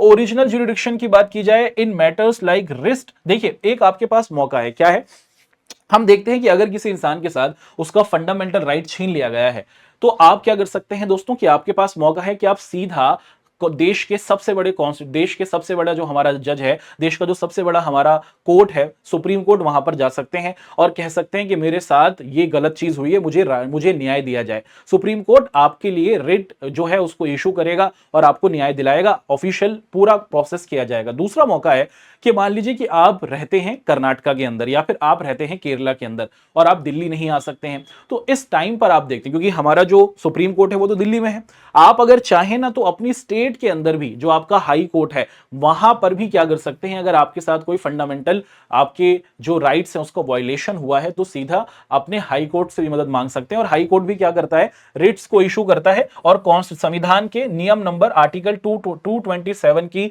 मदद से आप क्या करते हैं कि आप हाई कोर्ट के अंदर अपने राइट्स को बचाने की डिमांड कर सकते हैं। तो आपके पास दो तरीके हैं, अगर आपके पास फंडामेंटल राइट्स वायलेट होते हुए आपको दिख रहे हैं, आपको फंडामेंटल राइट्स नहीं दिए गए, तो पहला है कि आप स्टेट की जो सबसे बड़ी कोर्ट है वहां पहुंच जाएं और कॉन्स्टिट्यूशन का आर्टिकल 227 इस बात की इजाजत देता है। और वहीं आपके पास मौका है कि आप अपने देश के सबसे बड़े जो हमारा कोर्ट है सुप्रीम कोर्ट, वहां जाकर भी न्याय मांग सकते हैं। उसी के साथ साथ डिस्ट्रिक्ट कोर्ट हमें देखने को मिलता है और डिस्ट्रिक्ट कोर्ट के अंदर इनकी हद क्या है कि ये डिस्ट्रिक्ट लेवल पर ही काम करते हैं। और ओरिजिनल इनकी बात की जाए दोस्तों कि ये बेसिकली क्रिमिनल केसेस को ही डील करते हैं और सिविल केसेस भी हमें यहां पर आते हुए देखने को मिल जाते हैं। इसके अंदर अगर बात की जाए दोस्तों की जो अपीलिएंट जुरिडिक्शन होता है कि ओवर के जो सबऑर्डिनेट कोर्ट से कोई इंसान है, जैसे मान लीजिए कि कोई फैमिली कोर्ट है, उस फैमिली कोर्ट से कोई फैसला आया है, अगर आप पसंद नहीं है तो आप डिस्ट्रिक्ट कोर्ट में जा सकते हैं, है ना। तो ये चीज हमें यहां पर देखने को मिलती है। फिर इसके बाद हमें सबऑर्डिनेट कोर्ट्स देखने को मिलते हैं। सबऑर्डिनेट कोर्ट्स को हम लोग सिविल या फिर क्रिमिनल कोर्ट्स के नाम से भी जानते हैं। ये सिर्फ बहुत ही छोटे लेवल पर, कि डिस्ट्रिक्ट से भी छोटे लेवल पर काम करते हैं। इसके अंदर हमें दो तरीके के कोर्ट्स देखने को मिलते हैं। एक कहा जाता है सिविल कोर्ट्स। ये सिविल कोर्ट जो होते हैं handle civil matters. Civil matters मतलब प्रॉपर्टी का कोई मामला हुआ, आप देखते हैं कि आपने किसी से कोई कॉन्ट्रैक्ट किया था और उस कॉन्ट्रैक्ट को आपने तोड़ दिया, तो उसके लिए आप देखते हैं कि आप फिर सिविल कोर्ट जाएंगे। फैमिली से रिलेटेड कोई इशू है तो आप देखते हैं कि वहां पर सिविल कोर्ट में आप जाएंगे। फिर दूसरा दिखता है क्रिमिनल कोर्ट। क्रिमिनल कोर्ट के अंदर आप देखते हैं कि जो क्रिमिनल मैटर्स होते हैं, जिसमें ऑफेंस होता हुआ दिखता है, जो चार्जेबल्स होते हैं, जिसमें आपको सजा मिलती है ना, जो आपने क्राइम किया होता है, तो उसके लिए हमें क्रिमिनल कोर्ट्स आते हुए देखने को मिलते हैं। अब यहां पर कुछ चीजें हैं जिनको हम लोग एक एक कर आपके सामने रखेंगे और बहुत सिंपल तरीके से इस पूरे के पूरे पॉइंट को आपके सामने रखते हुए चीजों को हम लोग डिस्कस करेंगे। ठीक है बेटा, चलिए बढ़ते हैं आगे और कोई कंफ्यूजन यहां पर आपके सामने रहने ही नहीं देंगे। चलिए स्टार्ट करते हैं। पॉइंट है कि व्हाट इज जुडिशियल एक्टिविज्म। ये जुडिशियल एक्टिविज्म है क्या, इसको समझने की कोशिश करते हैं।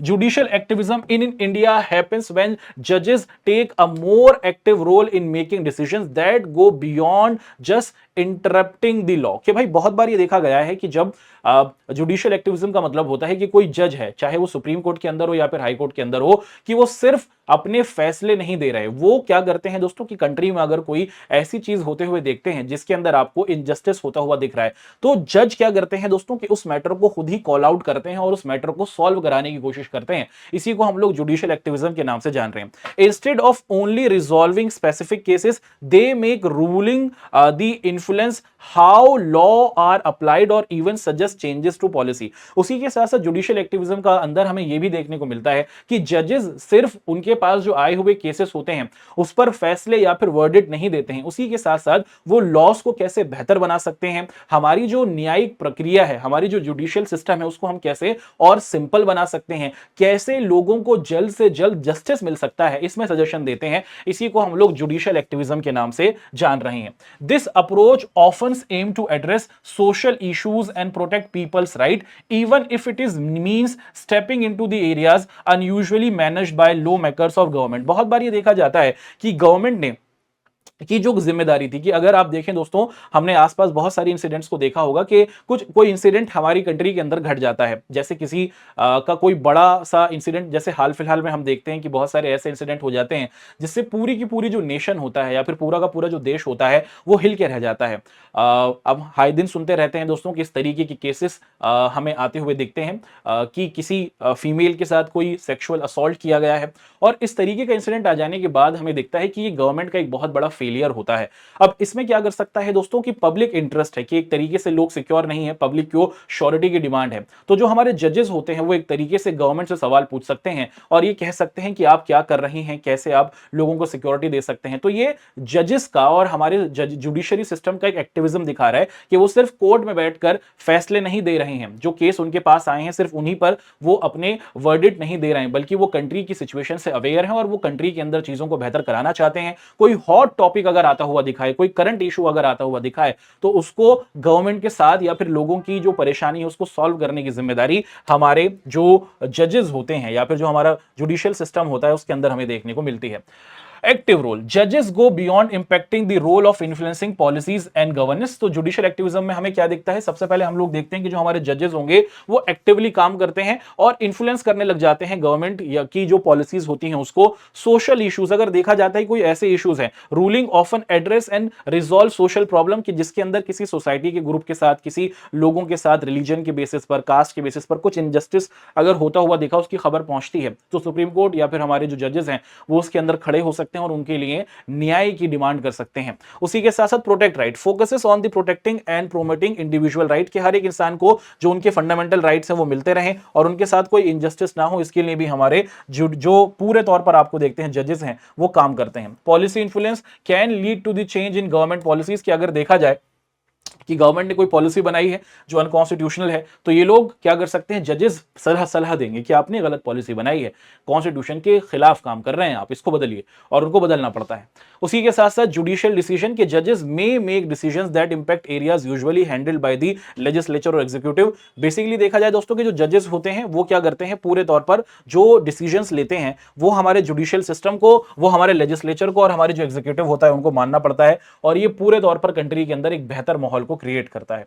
अब यहां से हम लोग क्या करेंगे दोस्तों, कुछ और चीजों को आपके सामने रखेंगे और अच्छे तरीके से चीजों को समझेंगे। अगला सवाल है negative aspects of active judiciary, कि जो हमारी ये इस एक्टिव जुडिशरी का ना कुछ नेगेटिव एस्पेक्ट या फिर नेगेटिव पॉइंट भी अपन को देखने को मिल जाता है। वो देखते हैं कि इंक्रीज्ड वर्कलोड इन जुडिशरी, कि जो हमारी ये एक्टिव जुडिशरी है कि जो मैटर्स कोर्ट के पास आते हैं, चाहे सुप्रीम कोर्ट हो, हाई कोर्ट हो या फिर डिस्ट्रिक्ट कोर्ट हो, मैं परेशान था, मैं सुप्रीम कोर्ट में गया, ऐसे ही बहुत सारे लोग थे वो परेशान थे, वो सुप्रीम कोर्ट में गए, उनके केसेस मौजूद हैं।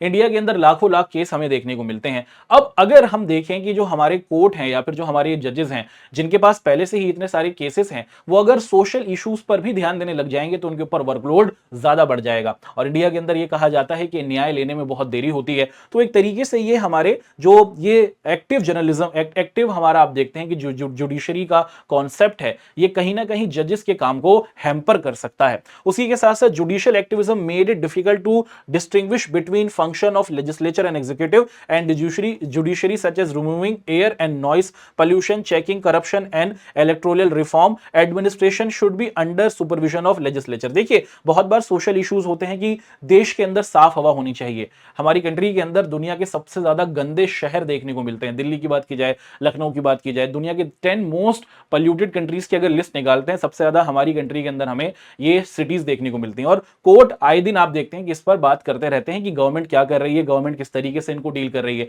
सोसाइटी से रिलेटेड ये इशू है। अब अगर आप देखें दोस्तों कि अगर जजेस की तरफ से या फिर कोर्ट्स की तरफ से इन टॉपिक्स पर एड्रेस किया जाएगा तो फिर गवर्नमेंट क्या करेगी, फिर हमारे जो एग्जीक्यूटिव है वो क्या करेंगे, किसकी क्या काम की हद है, उसमें थोड़ा बहुत कंफ्यूजन हो जाएगा। तो ये हमें क्या दिखता है कि ये हमें एक्टिव जुडिशरी का एक नेगेटिव पॉइंट देखने को मिलता है ना। तो यहां तक हमने हर एक तरीके से आपके साथ जो हमारे ये पॉइंट्स हैं उनको एक एक कर रखा और बहुत सिंपल तरीके से हमने अपने हर पॉइंट को आपके सामने दिखते हुए आगे की बातचीत को किया। अब ना हमारे सामने क्या है दोस्तों, आप देखते हैं कि कुछ पॉइंट्स होने वाले हैं और एक एक कर हम लोग क्या करेंगे, उनको आपके सामने डिस्कस करेंगे और कोई भी कंफ्यूजन बिल्कुल भी नहीं रहने देंगे, है ना। कहां गया, जी हाँ। तो अब एक चीज हमें डिस्कस कर लेनी है कि जो हमारा ये हाई कोर्ट होता है ये क्या करता है दोस्तों, आप सभी को पता है कि हमारा जो हाई कोर्ट है या फिर जो हमारा सुप्रीम कोर्ट है ये रिट जारी करता है। अब ये रिट क्या होती है और इस रिट के अंदर क्या क्या चीजें हमें आती हुई दिखती हैं, उनको हम डिटेल से एक बार समझने की कोशिश करते हैं ताकि कोई कंफ्यूजन आपके सामने नहीं रहे। रिट बेसिकली कब इशू की जाती है, रिट एक तरीके का ऑर्डर है और ये ऑर्डर आप देखते हैं कि हमारा सुप्रीम कोर्ट है ना, और उसी के साथ साथ आप देखते हैं कि जो हमारा हाई कोर्ट ऑफ इंडिया है ना, इनकी तरफ से लॉन्च किया जाता है। ये इस केस में किया जाता है कि जो अगर आपके राइट्स है उनका वायलेशन आपको होता हुआ दिखता है, तब इस सिचुएशन में आपकी रिट्स आपको आते हुए देखने को मिलते हैं, है ना। हेर्बस कॉर्पस, इसका मतलब क्या होता है कि ये जो रिट है, a writ requiring a person under arrest to be brought before a जज into court specially to ensure the person's release unusual law grounds are shown in there determine. कि भैया अगर किसी इंसान को गवर्नमेंट, आप देखते हैं कि जो हमारी एग्जीक्यूटिव है या फिर जो हमारी पुलिस है, उन्होंने एक तरीके से उसको गिरफ्तार किया है, उसको एक तरीके से आप देखते हैं कि अपनी कस्टडी में लिया है, तो 24 घंटे के अंदर अंदर आपको अपने जो इलाके के मजिस्ट्रेट होगा, अपने इलाके का जो आप देखते हैं कि जो जज होगा, कोर्ट होगा, वहां पर उनको एक तरीके से दिखाना होगा, है ना। ये उस इंसान का फंडामेंटल राइट है कि वो एक तरीके से अपने आप को रिप्रेजेंट कर सके, वो जस्टिस की तरफ जा सके। हाँ, वो अगर गलत है तो उसको सजा मिलेगी, बट आप देखते हैं दोस्तों कि जिस भी इंसान को कस्टडी में रखा जाता है तो उसको कोर्ट के सामने हाजिर करना है, और आप देखते हैं दोस्तों कि उसके साथ कोई लॉफुल अनलॉफुल चीज ना हो कस्टडी के अंदर, इसका ध्यान इस प्रोसेस में किया जाता है।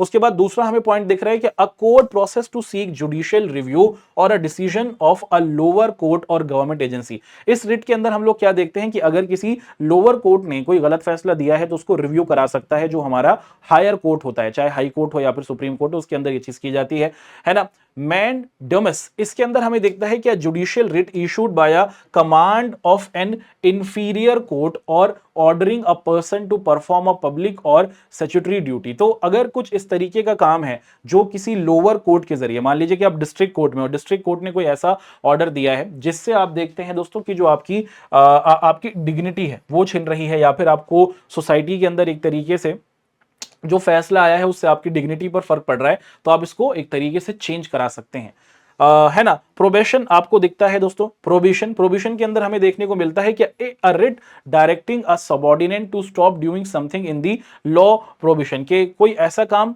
जो अनकॉन्स्टिट्यूशनल हो तो वो इस प्रोहिबिशन पॉइंट के जरिए, प्रोहिबिशन रिट के जरिए हम लोग रोकते हैं, है ना। और दूसरा उसके बाद हमें दिखता है quo warranto, it requires a person to show up what warrant an office of franchise is issued. के अगर आप किसी जगह पर आप देखते हैं कि चेक करने जा रहे हैं, सो आप क्या कर सकते हैं कि आप वारंट की डिमांड कर सकते हैं। मान लीजिए कि अगर हमारी जो एग्जीक्यूटिव है, हमारी जो पुलिस है, वो कहीं पर छापा मारने जा रही है, तो उनको पहले जजेस की तरफ से वारंट इशू कराना होगा, और उसी वारंट के बाद आप देखते हैं कि चीजें की जा सकती हैं। तो अलग अलग रिट्स हैं जो इशू की जाती हैं, और इन रिट्स का किस तरीके से यूज होता है उसको हमने यहां पर आपके सामने बहुत ही अच्छे तरीके से डिस्कस किया। अब ना हमारे पास एक पॉइंट है जिसे हम लोग कह रहे हैं पब्लिक इंटरेस्ट लिटिगेशन, या फिर जिसको कहा जाता है सोशल एक्शन लिटिगेशन, एसएएल और पीआईएल इसे कहा जाता है। The chief instrument through which judicial activism, कि हमारी कंट्री के अंदर ये जो जुडिशियल एक्टिविज्म हमें आता हुआ दिखा है, जो तेजी से फैलता जा रहा है, ये फैल रहा है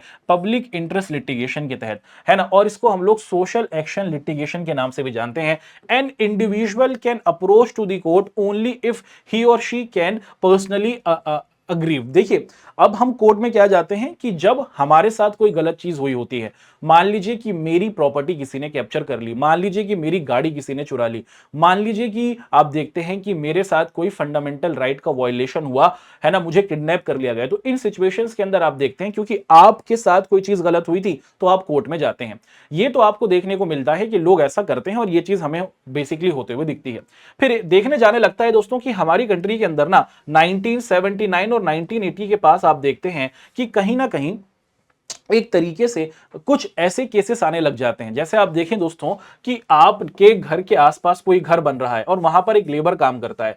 अब ये जो लेबर है, इसका जो बॉस है या फिर जो उसका मालिक है, वो उससे पूरे पूरे आप देखते हैं दोस्तों कि काम करा रहा है। और शुरुआत में दिन की जब स्टार्टिंग में काम की बात हुई थी तो बात करा गया था कि आपको 1000 रुपीज दिए जाएंगे, लेकिन जब शाम को काम खत्म हुआ तो जो बॉस है जो काम करवा रहा है उसने सिर्फ 500 रुपीज दिए, और आपको पता था कि हाँ इसके साथ यहां पर गड़बड़ी हो रही है, इनजस्टिस हुआ है। अब वो आदमी जो मजदूर है, जो लेबर है, वो कहां जाएगा? उसके 500 रुपए तो छीन लिए गए हैं, है ना। अब उस आदमी को पता नहीं है कि वो कहां पर जाकर एक तरीके से अपना जस्टिस हासिल कर सकता है। तो हमारी कंट्री में बहुत सारे ऐसे इश्यूज जो खुद किसी एक इंसान से जुड़े नहीं है। जैसे मान लीजिए मैंने उस आदमी को देखा, उस लेबर को देखा जिसके साथ इनजस्टिस हुआ, अब मैं उस आदमी के नाम पर, उस आदमी के बिहाफ पर कोर्ट में जा सकता हूं और ये कह सकता हूं कि हाँ भाई डिसाइड हुआ था कि 1000 रुपीज देना है, 500 रुपीज दिए गए हैं, इसे जस्टिस दिलाओ। इन्हीं को हम लोग क्या कहते हैं? पब्लिक इंटरेस्ट लिटिगेशन, कि आप पब्लिक के इंटरेस्ट में केसेस को पुटअप करते हैं, है ना। सोसाइटी के बेटरमेंट के लिए आप केसों को पुटअप करते हैं। अब ये जो सिचुएशन है कि हमारी कंट्री के अंदर पीआईएल का कॉन्सेप्ट हमें आता हुआ दिखा, सोशल इश्यूज को लोग केटर करने लगे। A person whose rights have been violated और who is involved in a dispute could move to a court of a law. This concept changed in 1979 or 1980. The court set the trend, which is decided to hear a case where the cases was filed not by the aggrieved person but by the other on the behalf. कि 1980-1979 के आसपास हमारी country में एक तरीके का change आता हुआ दिखता है और इसे ही हम लोग क्या कहते हैं, इसे ही हम लोग जुडिशरी के अंदर एक्टिविज्म के नाम से जानते हैं। कि समझ में आया कि सोसाइटी में बहुत से ऐसे लोग हैं जो परेशान हैं लेकिन वो कोर्ट तक नहीं जा सकते हैं, और अगर कोई इस लायक है कि वो उनके बिहाफ पर लड़ सकता है तो लड़ा जाना चाहिए, और इसी को हम लोग पीआईएल कह रहे हैं।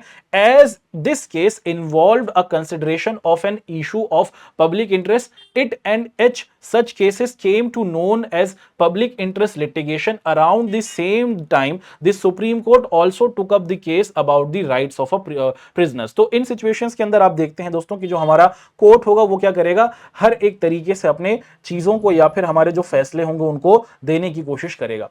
This opened the gates to a large number of cases where public shaped citizen and voluntary organizations sought judicial intervention for the protection of existing right, betterment of living conditions और poor protection. कि भाई जब public issues की बात आई तो हम सभी की जरूरत है कि हमें एक अच्छे एनवायरनमेंट वाले देश में रहना चाहिए जहां पर साफ हवा हो, साफ पानी हो, अच्छी सड़कें हो, अच्छे स्कूल हो। और अगर आपको ये सब चीजें नहीं दिख रही हैं तो आप कोर्ट में जाइए और बताइए कि भाई हमें ये सब चीजें नहीं मिल रही, और कोर्ट फिर क्या करेगा, गवर्नमेंट को समन करेगी और गवर्नमेंट उस पर एक तरीके से चीजें करेगी, है ना। और तो आप इंडिविजुअल एक इंसान के तौर पर भी और उसी के साथ साथ बहुत सारी ऑर्गेनाइजेशन भी हमें बनती हुई दिखती हैं, और ये ऑर्गेनाइजेशंस क्या करने लग जाती हैं दोस्तों कि बड़े तौर पर इस तरीके के जो इश्यूज थे उनको जो हमारी कोर्ट्स हैं उनके अंदर पुट अप करना शुरू कर देती हैं।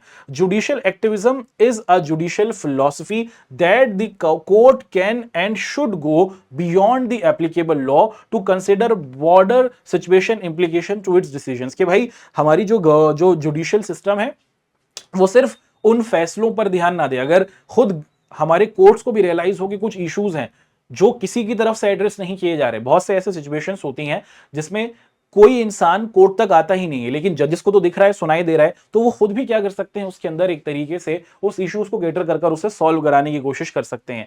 PIL has become the most important vehicle for judicial activism. Through the PIL the court can expand the idea of right. It was felt by the courts that individuals as parts of the society must have the right to seek justice where as such rights were violated. कि भाई society के वो लोग जिनके पास मौके नहीं है कि वो एक तरीके से कोर्ट जा सके, नहीं आ सके, दूसरे लोग उनके बिहाफ पर लड़ सकते हैं और उनको न्याय दिला सकते हैं। इसने हमारी कंट्री के अंदर जुडिशियल सिस्टम को और हमारी न्यायिक प्रक्रिया को बहुत अच्छा बनाया है ना। Through PIL and judicial activism the post 1980 period, साल 1980 के बाद की अगर हम देखते हैं, जो judiciary has shown readiness to take the consideration the rights of those sections that cannot easily approach to the courts. For the purpose, the judiciary allowed public split citizens, social organization and laws file petitions that for the needy one। कि जो लोग society के अंदर injustice को face कर रहे हैं, चाहे वो फार्मर्स हो, चाहे वो लेबर्स हो, या फिर कुछ ऐसे लोग हों जिनके पास इतनी भी फैसिलिटी नहीं है कि वो कोर्ट आ सकते हैं, तो इस पीआईएल के जरिए आप देखते हैं कि कोई और रिप्रेजेंटेटिव खड़ा होकर उनके लिए न्याय की बात कर सकता है। In the first place it is overburn the courts. इसकी नेगेटिव पॉइंट हमने अभी भी जैसे डिस्कस किया कि अब हमारे पास कोर्ट्स के पास अपने केसेस तो हैं ही, पीआईएल के आ जाने से आप देखते हैं दोस्तों कि और बर्डन हमारे एक्टिविज्म के जुडिशियल एक्टिविज्म के जरिए हमारे कोर्ट्स के ऊपर हमें पड़ता हुआ देखने को मिल रहा है, और उनके ऊपर एक तरीके से आप देखते हैं कि एक्स्ट्रा प्रेशर आता हुआ हमें देखने को मिल रहा है ना। तो यहां तक के जो हमारे पॉइंट्स रहे उनको हमने एक एक कर आपके सामने रखा, और हर एक पॉइंट को हमने अच्छे तरीके से आपके सामने हम लोग रखते रहे और कोई कंफ्यूजन हमने आपके सामने रहने नहीं दिया। हाँ, एक पॉइंट है जिसको डिस्कस करना हमारे लिए बहुत ज्यादा जरूरी है, और उसको हम लोग क्या करेंगे दोस्तों, जल्दी से आपके सामने पेश करेंगे। कहां गया, हाँ, है ना। चलिए, जैसे कि हमने आपसे बात की थी, क्या बात करी थी, हमने आप सभी के साथ बात की थी कि जब भी सुप्रीम कोर्ट के अंदर अपॉइंटमेंट की जाती है, जितने भी हमारे जजेस होते हैं, जैसे अगर हम करंट टाइम के अंदर देखें तो हमारे पास 33 जजेस हैं, और उसके साथ फिर इन सभी जजेस का एक हेड होता है जिसे हम लोग चीफ जस्टिस ऑफ इंडिया के नाम से जानते हैं। अब ये चीफ जस्टिस ऑफ इंडिया कैसे अपॉइंट होता है, ये सवाल आपके दिमाग में आ सकता है। ये जो चीफ जस्टिस ऑफ इंडिया होते हैं ना, ये अपॉइंट किए जाते हैं कि जितने भी ये 33 जजेस हैं, इनमें जो सबसे सीनियर होता है उसे ही चीफ जस्टिस ऑफ इंडिया के तौर पर अपॉइंट किया जाता है। तो इंडिया का चीफ जस्टिस कैसे चूज किया जाएगा कि सुप्रीम कोर्ट के 33 जितने भी हमारे जजेस हैं, इनमें जो सबसे सीनियर मोस्ट होगा उसको बना दिया जाता है क्या, हमारा सीजीआई, है ना। ये पूरा का पूरा प्रोसेस है। लेकिन ये जो प्रोसेस है ना, आप देखते हैं दोस्तों कि इसको दो बार हम टूटते हुए देखते हैं। कब? एक तो 1973, उस टाइम इंदिरा गांधी हमारी कंट्री की प्राइम मिनिस्टर थी, उनके टाइम के ऊपर आप देखते हैं कि एएन रॉय, जो आप देखते हैं दोस्तों की छोटी एज के थे लेकिन इनसे सीनियर थे 3 जजेस, उन 3 जजेस को आप देखते हैं कि इग्नोर कर क्या कर दिया गया दोस्तों कि एएन रॉय को इंडिया का सीजीआई बना दिया गया था। एक बार तो इंदिरा गांधी के टाइम पर 1973 में ये होता हुआ दिखा। फिर 1977 के आसपास हमें देखने को मिलता है कि एमयू बेग, है ना, ये थे और इनको अपॉइंट किया जाता है। और इनको जब अपॉइंट किया जाता है, आप देखते हैं कि इनको भी अपॉइंट किया जाता है और कुछ जो सीनियर लीडर, सीनियर जस्टिस जो जजेस थे, उनको इग्नोर कर इनको अपॉइंट किया जाता है। तो इंडिया में अगर देखा जाए तो दो बार ऐसी सिचुएशन हमें देखने को मिली है जहां पर सीनियर मोस्ट जो जज थे उनको इग्नोर किया गया और छोटी एज वाले जो जज थे उनको चीफ जस्टिस के तौर पर अपॉइंट किया गया। A N Roy 1973 and M U Beg को बनाया गया, है ना। ये चीज हमें देखने को यहां पर देखने मिली, है ना। तो ये चीज हमने यहां पर आपके सामने रखी और एक अच्छा पॉइंट था जिसको डिस्कस करना हमारे लिए बहुत ज्यादा जरूरी था। अब इस चैप्टर का आखिरी पॉइंट हम लोग डिस्कस करेंगे और चीजों को फिर हम लोग कंक्लूड करेंगे ताकि कोई कंफ्यूजन आपके सामने बिल्कुल भी नहीं रहे। सवाल है और इसको अच्छे तरीके से समझने की कोशिश करने वाले हैं, है ना। पॉइंट जिसको हम लोग डिस्कस कर रहे हैं, जुडिशरी एंड राइट्स के the constitution provides two ways in which supreme court can remedy or directly involved in violation of rights। सबसे पहले हम देखते हैं कि first it can restore fundamental rights. अगर किसी से उसके फंडामेंटल राइट्स छीन लिए गए हैं, वायलेशन हुआ है, तो वो सीधा सुप्रीम कोर्ट या हाई कोर्ट पहुंच सकता है। इसके लिए आप देखते हैं दोस्तों कि हेरबेस कॉर्पस, ये जो हमारा एक तरीके का आर्टिकल हमें दिया गया है, आर्टिकल 32 के जरिए आप सुप्रीम कोर्ट में डायरेक्ट पहुंच सकते हैं और उसी के साथ साथ आर्टिकल 226 और 227 के जरिए आप सुप्रीम कोर्ट में डायरेक्ट पहुंच सकते हैं और आपको न्याय मिलेगा।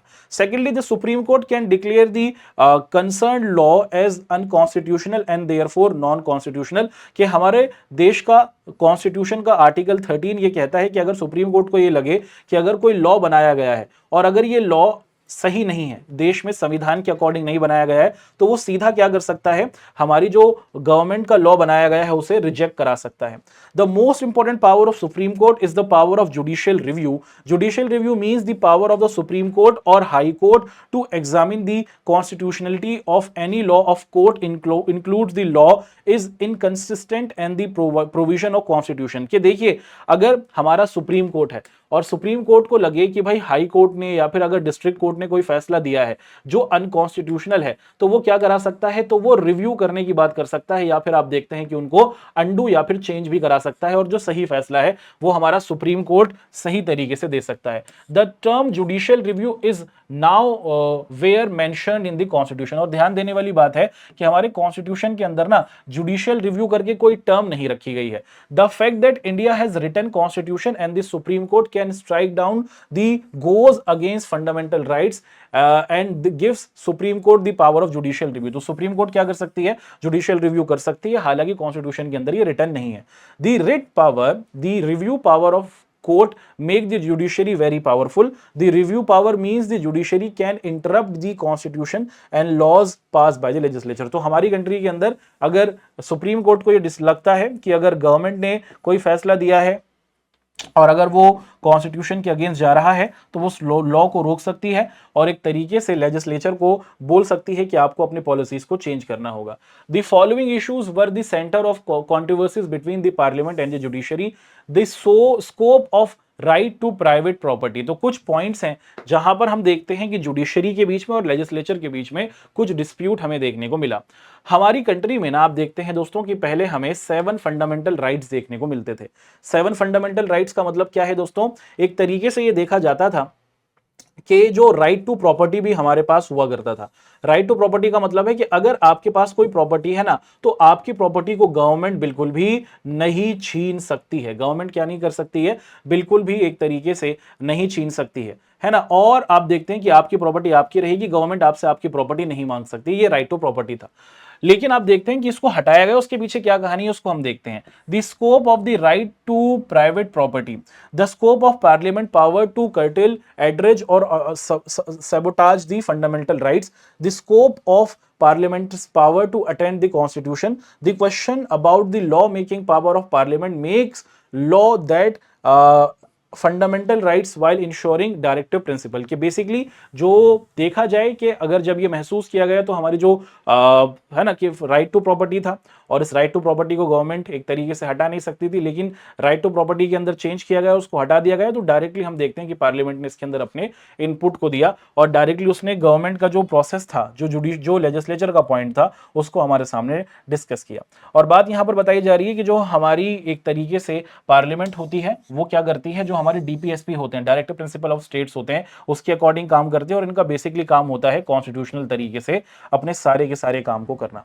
और इस तरीके से ये जो हमारा चैप्टर है ये हम यहाँ पर आपके सामने रखते हैं और अब इस चैप्टर को कंक्लूड करते हैं। तो जुडिशरी नाम का ये जो हमारा चैप्टर था होता है कंप्लीट। उम्मीद करते हैं इस पॉइंट को जो आपके सामने रखा गया है ये आपको अच्छे तरीके से समझ में आया है। आप लोगों से मुलाकात करेंगे अपनी नेक्स्ट क्लास के अंदर और आप लोगों के साथ एक नए चैप्टर को रखेंगे। अब आपको जल्दी से कमेंट करके बताना है कि नेक्स्ट चैप्टर आप लोग कौन सा कराना चाहते हैं। जिस चैप्टर की सबसे ज्यादा आप लोग करेंगे डिमांड, उसी चैप्टर को हम लोग आप सभी के सामने पेश करेंगे। आपका हमारे साथ जुड़ने के लिए बहुत बहुत शुक्रिया। जय हिंद।